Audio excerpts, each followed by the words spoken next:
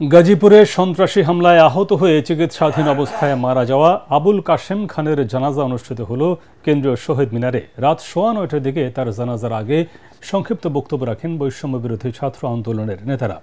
এ সময় অন্যতম সমন্বয়ক হাসনাত আবদুল্লাহ বলেন, অবিলম্বে আইনি প্রক্রিয়ায় আওয়ামী লীগের রাজনীতি নিষিদ্ধ করতে হবে।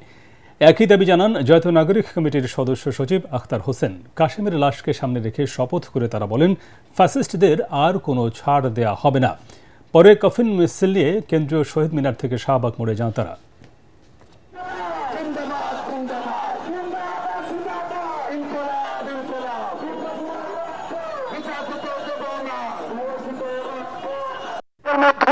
হয় আওয়ামী লীগ থাকবে, না হয় আমরা থাকবো। আমরা এবং আওয়ামী লীগ কখনো একসাথে থাকতে পারি না। এই অন্তর্বর্তীকালীন সরকারকে আমরা আহ্বান জানাচ্ছি, আওয়ামী লীগকে নিষিদ্ধ করার জন্য, আওয়ামী লীগকে বিচার দ্রুত করার জন্য আপনার আর কি কি প্রয়োজন? ইতিমধ্যে আইনের প্রতিষ্ঠিত হয়েছে। দীর্ঘ ১.৫ দশকেরও বেশি সময় ধরে মানুষের অধিকার লুণ্ঠিত করা হয়েছে। গুম, খুন, হত্যা, ধর্ষণ, এটি নির্বিচারে মানুষ হত্যা।